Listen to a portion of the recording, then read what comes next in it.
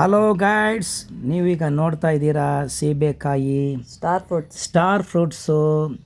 ಇದಕ್ಕೆ ಮೋಸಂಬಿ ಅಂತ ಹೇಳ್ತಾರೆ, ಕಿತ್ಲೇನು ಅಂತ ಹೇಳ್ತಾರೆ, ಆರಂಜಿ. ನೀವು ನೋಡ್ತಿದ್ದೀರಾ ಸಪೋಟ, ಗ್ರೇಪ್ಸ್, ಡೈರಿಕಾಯಿ, ಇದು green apple, big size grapes, pomegranate, lychee, mango,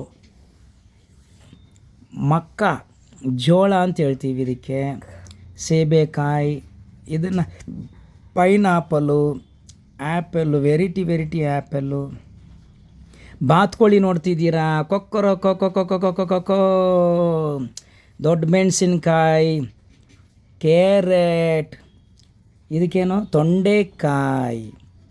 ನೀವು ಇದು ಒಂದು ಫ್ರೂಟು ನೋಡಿ, ಇದೇನಿದು ಡಿಫ್ರೆನ್ಸ್ ಆಗಿದೆ ನನಗೆ. ಮೂಲಂಗಿ, ಇದು ಹೀರೆಕಾಯಿ, ತುಂಬ ವೆರೈಟಿ ನೀವು ನೋಡ್ತಿದ್ದೀರಾ.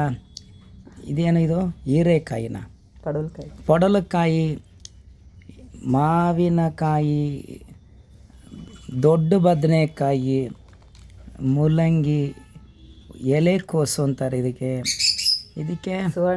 ಸುವರ್ಣಗಡ್ಡೆ, ಹೀರೆಕಾಯಿ, ಈಗ ಬರ್ತಾ ಇದೆ ದಪ್ಪ ಮೆಣಸಿನಕಾಯಿ, ಇದಕ್ಕೆ ಸಿಹಿಗೆಣಸು ಅಂತ ಹೇಳ್ತಾರೆ, ಸಿಹಿಗೆಣಸು.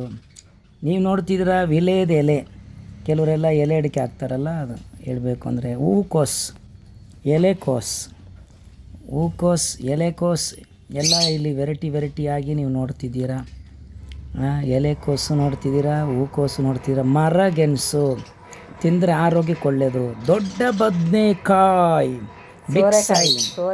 ಇಲ್ಲ ಇದು ಹಾಗಲಕಾಯಿ, ಶುಗರ್ಗೆ, ಕಿಡ್ನಿ ಸ್ಟೋನ್ಗಾಗಿ ನೀವು ಬಾಳೆ ಹೂವಿನ ಪಲ್ಯ ಮಾಡ್ತೀನಿ. ತೊಂಡೆಕಾಯಿನ ತಿಂದರೆ ಒಳ್ಳೆಯದು. ಮತ್ತು ನೀವೀಗ ಮತ್ತೆ ನೋಡ್ತಿದ್ದೀರಾ ನೆಲ್ಲಿಕಾಯಿ, ಬೆಟ್ಟದ ನೆಲ್ಲಿಕಾಯಿ ತಿಂದರೆ ನಿಮಗೆ ಶುಗರೆಲ್ಲ ನಾರ್ಮಲ್ ಆಗುತ್ತೆ ನೋಡ್ರಿ. ಕಡಲೆಕಾಯಿ, ಇಷ್ಟೊಂದು ನಾವು ಕಷ್ಟವನ್ನು ಪಟ್ಟು ತುಂಬ ದೇಶದ ಮೂಲೆಗಳಿಗೆ, ಬೇರೆ ಕಂಟ್ರಿ ಮತ್ತು ನಮ್ಮ ಭಾರತ ದೇಶದ ಮೂಲೆಗಳಿಗೆ ಹೋಗಿ ನಾವು ನಿಮಗೆ ಅನೇಕ ವಿಧವಾದ ಹಣ್ಣು ಮತ್ತು ಅನೇಕ ವಿಧವಾದ ಹೇಳಬೇಕು ಅಂದರೆ ಕಾರ್ಯವನ್ನು ತೋರಿಸ್ತಿದ್ದೇವೆ. ಇಷ್ಟೊಂದು ಪ್ರಯಾಸಪಟ್ಟು ಮಾಡುವಕ್ಕಂತ ನಮಗೊಂದು ಲೈಕು, ಒಂದು ಶೇರ್ ಕಳಿಸಿ. God bless you.